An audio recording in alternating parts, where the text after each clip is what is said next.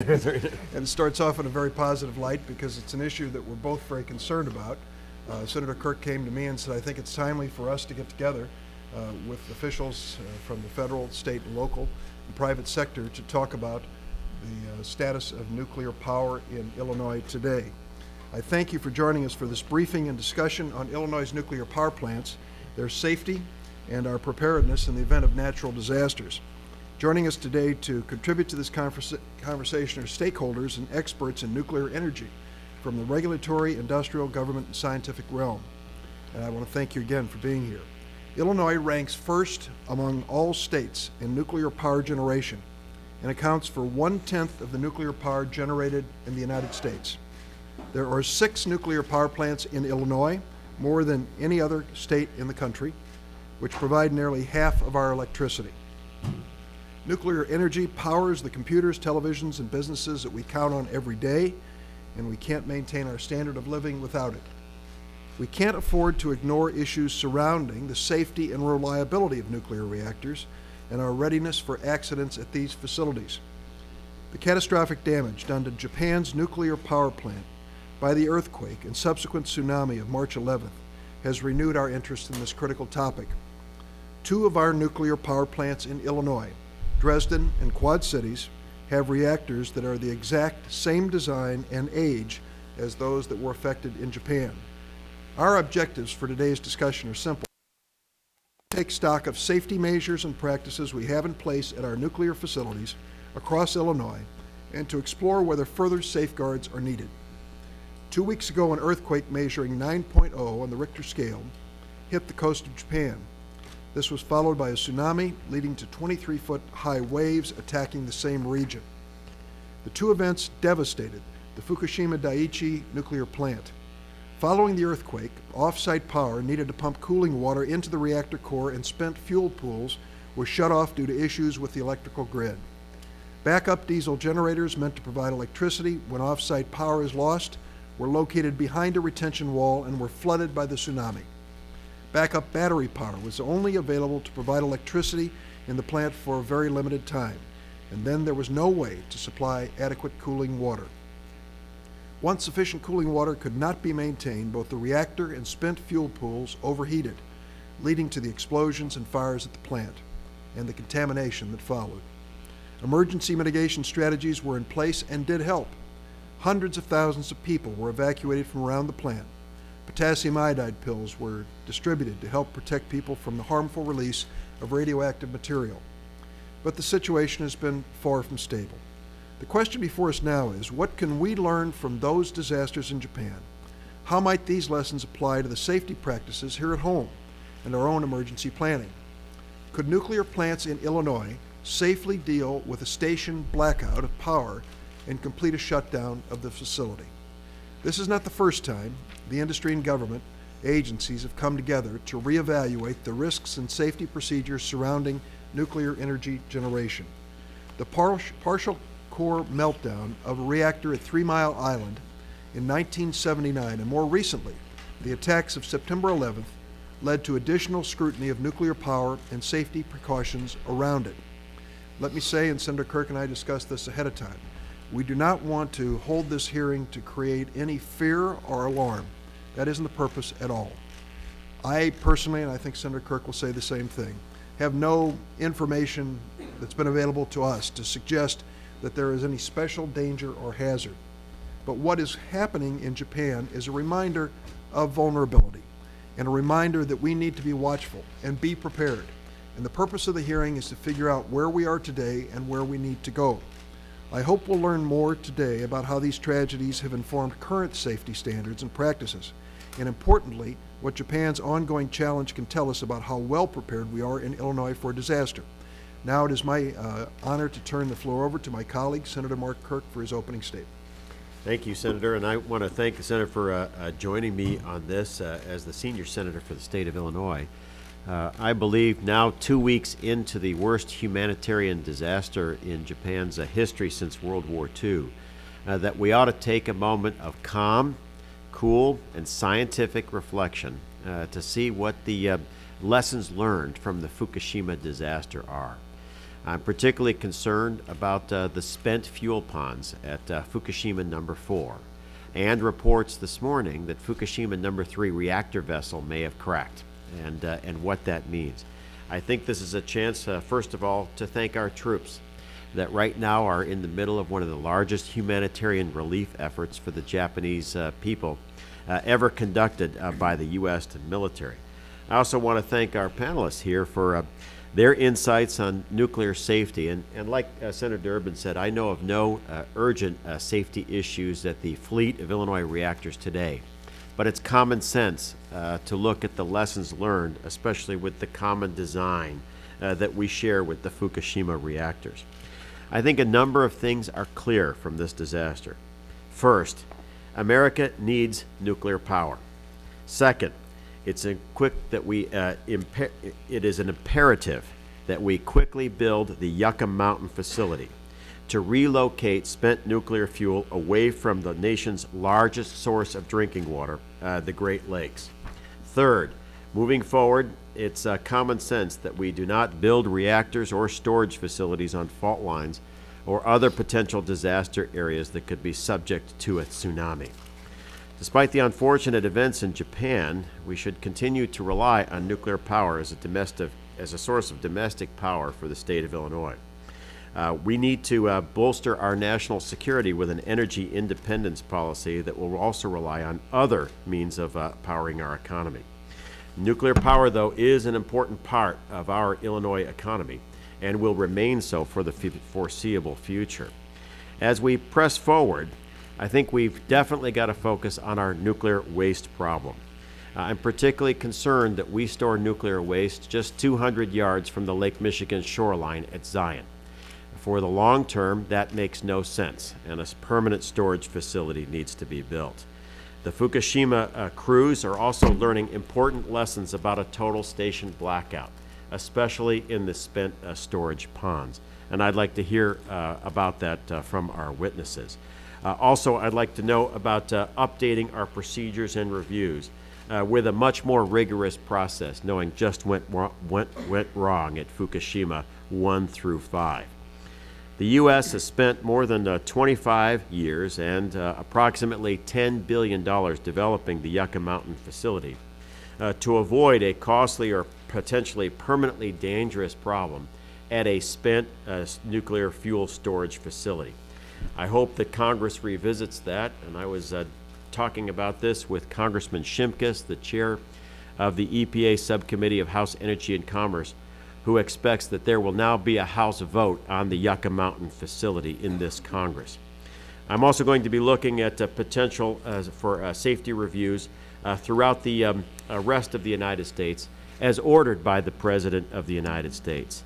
While there is no great fault line through much of Illinois, we do know that in southern Illinois we're home to the New Madrid Fault and want to see that we make sure that we are meeting all seismic requirements as required under federal law.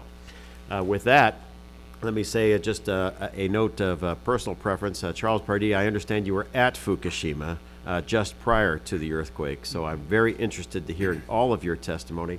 And with that, Mr. Chairman, thank you very much. Let's hear from our witnesses. Thank you very much, Senator Kirk.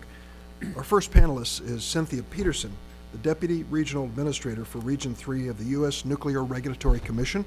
Ms. Peterson joined the NRC as a resident inspector at Dresden in Region 3, where she inspected plant performance, so she has personal experience when it comes to the issues that we're addressing. We thank you for being here today. We're going to, if you have a prepared statement, make it part of our official record, which we will submit to the committees of jurisdiction, but welcome you at this point to make opening remarks. Thank you. Good afternoon, Senator Durbin, Senator Kirk. It's my honor to be here today to represent the U.S. Nuclear Regulatory Commission in this discussion of the continuing safety of nuclear power plants in Illinois. And I would like to express our hearts go out to those in Japan who are suffering from these tragic events. As you know, the Nuclear Regulatory Commission, or NRC, is an independent federal agency created by Congress.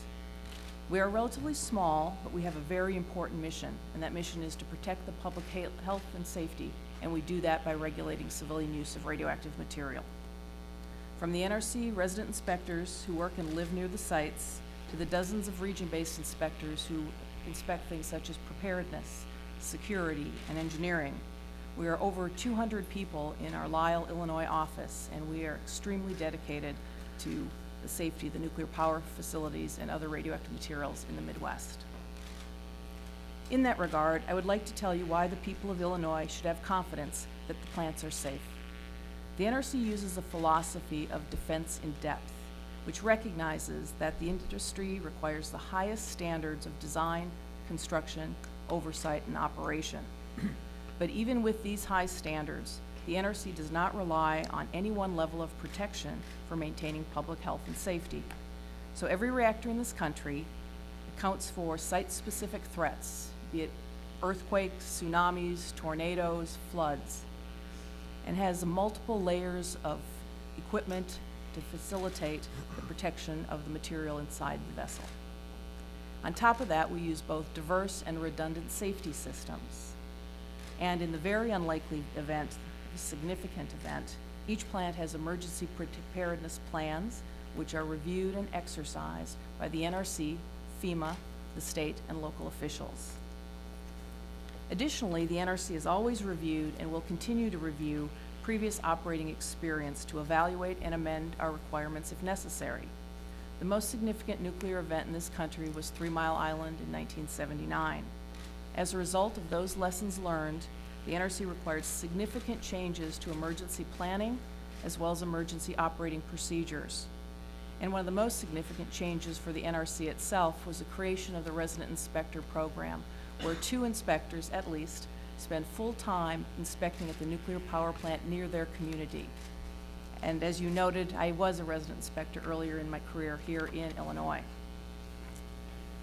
Then, as a result of September 11th, 2001, we went even further and required additional mitigation strategies to maintain or restore core cooling, containment, and spent fuel pool cooling, specifically for the possibility of large fires or explosions. These enhancements and strategies are directly applicable to the kinds of things we are seeing in Japan at this time.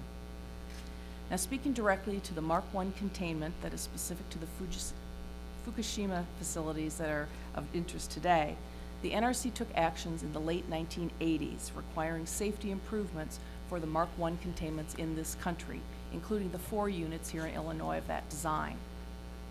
Another local concern I want to address is the spent fuel pools at Zion Nuclear Power Facility, which is in decommissioning, and the GE Morris facility. The spent fuel at these 2 facilities have been in the pools cooling for many years, allowing for the heat from those assemblies to significantly dissipate.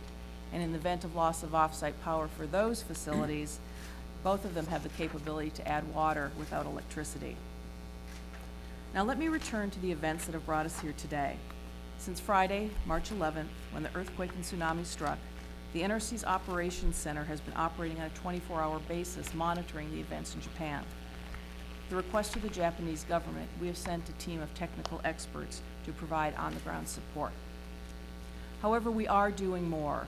In the near term, the NRC has already started additional inspections to verify the readiness of the reactor licensees in this country for extreme emergencies. In the longer term, the NRC will be developing lessons learned from the events in Japan. The NRC will evaluate all of the technical and policy issues to identify if there are changes that we should make to our regulatory programs. So in conclusion, the NRC has full confidence that the current fleet of reactors and spent fuel pools are operated in a manner that protects public health and safety. We will perform a systematic and methodical review to see if any changes should be made to our regulations or programs. We want to continue to ensure the protection of the public health and safety. We strongly are committed to this mission. Thank you. Ms. Peterson, thank you. After each of our witnesses has had a chance to make an opening statement, Senator Kirk and I will ask questions. Our second panelist is Joseph Klinger. He's the Assistant Director of the Illinois Emergency Management Agency. Mr. Klinger is in charge of nuclear safety in Illinois and making certain that the public is prepared for any potential incidents or accidents.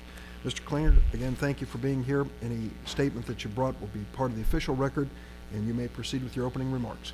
All right, thank you very much, Senator Durbin and Senator Kirk. And thank you, Senator Durbin, for all your support for our agency and tornadoes and floods and everything else that we've dealt with. And And Senator Kirk, I used to see you at the Navy Reserve Center in Great Lakes. I retired from there about a year and a half ago. So what I like to do is just kind of highlight our program. As you know, the state of Illinois, you just heard from Cindy, that NRC actually regulates the 11 nuclear power reactors in Illinois. However, the state has a vested interest in active role in ensuring the safety of the citizens who live and work near the 11 operating nuclear reactors. In fact, Illinois has the most comprehensive, state-of-the-art nuclear safety program in the nation, and I'd like to take a few minutes to highlight these efforts. A key component of our efforts to protect citizens near nuclear power plants is our remote monitoring system. Now, this system consists of the reactor data link. This link provides around-the-clock information on more than 1,000 parameters inside each of the reactors. This is very impressive. We can actually go up to 3,000, but routinely at 1,000. We have a gaseous effluent monitoring system, so we monitor what's being released through the stack at each of these power plants. And we have a gamma detection network, a series of radiation detectors that ring the plant in a 2-mile radius. Now, data from each of these components is transmitted to us in Springfield 24 hours a day, and it's our IEMA's Radiological Emergency Assessment Center. It's called REAC in Springfield. Another unique aspect of our Illinois nuclear facility safety efforts is our resident inspector program, in which trained professional state nuclear reactor operators are stationed at each of the 6 nuclear power stations. These resident inspectors report to their assigned plant each day, conducting independent inspections of critical safety equipment. Any issues identified during these inspections are reported to the U.S. Nuclear Regulatory Commission because they have their own resident inspectors. So it's independent from Exelon and independent from NRC. The resident inspectors also would play an important role during an accident at their assigned plant, acting as our eyes and ears at the plant and providing real-time information about activities occurring at the facility. As I mentioned previously, data from the remote monitoring system is transmitted continuously to our REAC. During an emergency, professional IEMA reactor analysts and health physicists in our REAC analyze the information and develop protective action recommendations for the public. REAC is part of IEMA's Radiological Task Force, which is a scientific arm of the state's coordinated response to nuclear incidents. This team is composed of health physicists, reactor engineers, technicians, and support staff, all trained to respond to any radiological emergency, including an accident at a nuclear power plant. The 120 members of the Radiological Task Force are staff members from IEMA's Division of Nuclear Safety who deal with radiation safety issues every day as part of their regular job duties. The state of Illinois also has a comprehensive emergency response plan for each of the 6 operating nuclear power plants. The plan, known as the Illinois Plan for Radiological Accidents, IPRA, details how response to incidents will be handled in accordance with federal regulations. Each nuclear power plant, as well as state and local governments, must exercise their response plans every 2 years. With 6 nuclear power plants in Illinois, that means the state participates in 3 nuclear power plant exercises each year. In fact, on Wednesday, the state participated in a FEMA-graded response exercise for the Dresden Nuclear Power Station near Morris. Illinois' nuclear safety and response programs are recognized nationally and internationally for these innovative and comprehensive efforts. Nuclear officials from more than 20 countries have visited our program during the past 2 decades to observe and learn from our experts. While we're pleased to have a program that is so highly regarded, we never stop searching for ways to further enhance these efforts.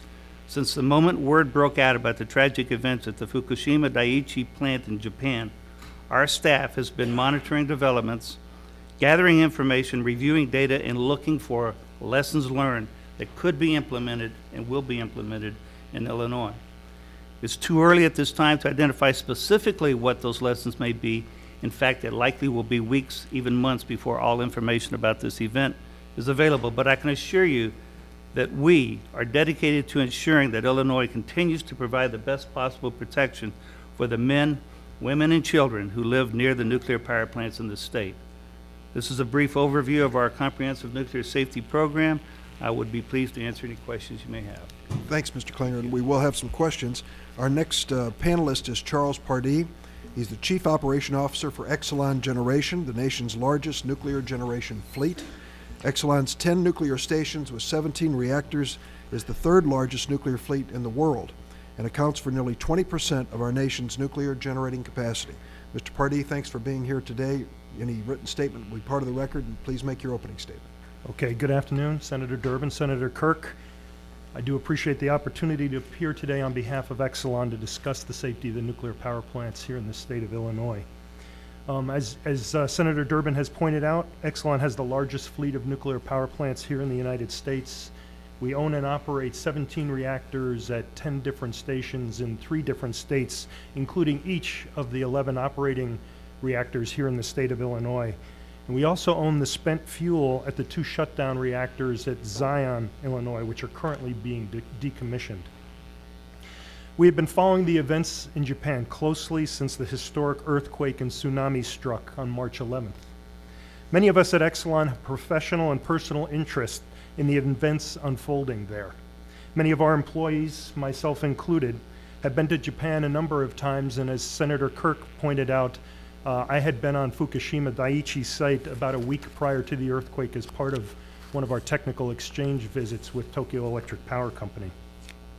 Our hearts go out to the Japanese people as they respond to the humanitarian crisis they're facing.